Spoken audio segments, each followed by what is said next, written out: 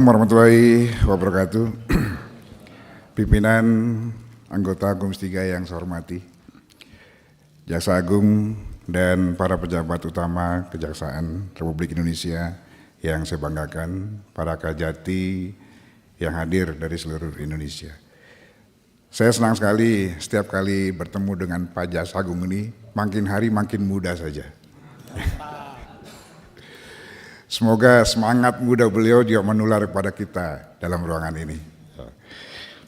Jaksa Agung dan seluruh jajaran yang saya hormati, pertama-tama tentu kita semua memberikan apresiasi yang luar biasa kepada seluruh jajaran kejaksaan atas berbagai pengungkapan kasus-kasus besar yang sangat menarik perhatian publik, termasuk OTT, hakim, dan temuan hasil kejahatan yang jumlahnya cukup fantastis, triliunan rupiah yang dikumpulkan mulai dari tahun 2012.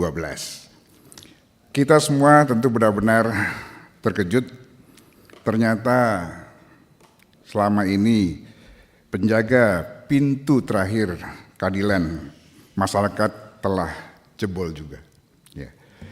Kita tidak tahu lagi apakah berbagai keputusan hakim selama ini sudah berdasarkan rasa keadilan masyarakat atau berdasarkan transaksional.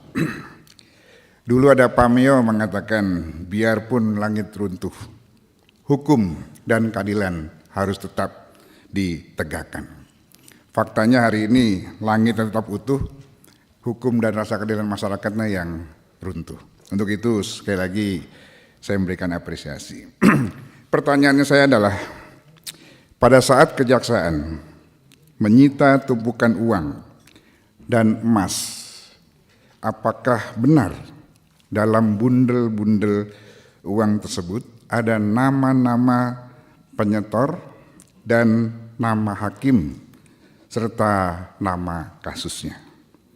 Apakah ada keterlibatan pejabat publik lainnya dalam setor menyetor transaksional rasa keadilan masyarakat ini?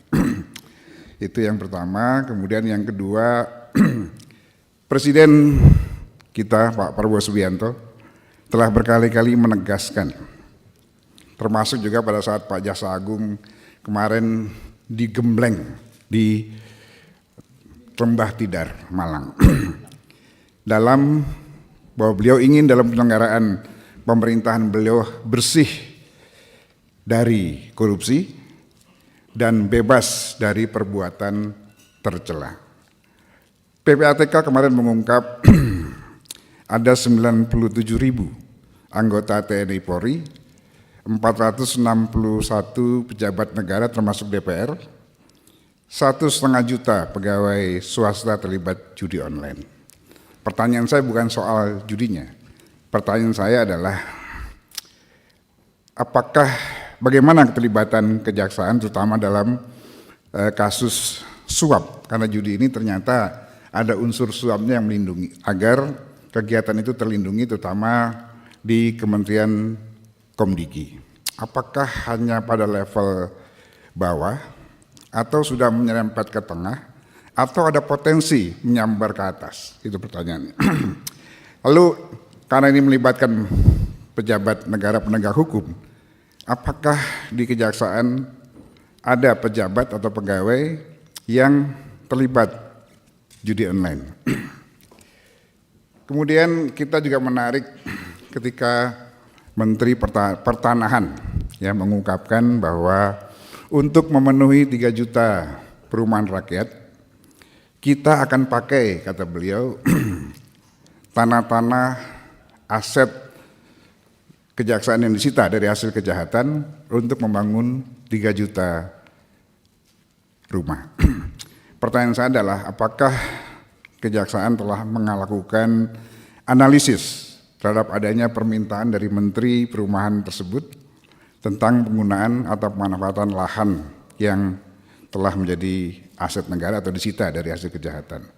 Apakah diperlukan pengaturan pengelolaan barang rampasan tersebut, memerlukan peraturan baru atau undang-undang secara khusus, atau cukup dihibahkan? Ini juga pertanyaan yang sangat mendasar karena ini kan menyangkut nanti apakah diberikan gratis atau dijual dengan harga yang rendah karena menyangkut tentang aset negara.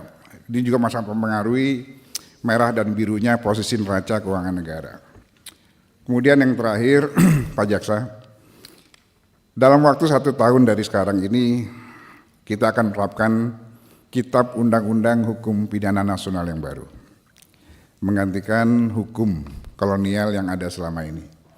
Kita sepakat bahwa KUHP yang baru ini telah memberikan harapan baru di mana penekanannya nanti tidak lagi pada sanksi pidana berupa pembalasan atau pemenjaraan seperti yang kita kenal dalam sistem kolonial, tetapi lebih mendepankan restoratif justice atau keadilan restoratif yang berintikan pemulihan hak-hak.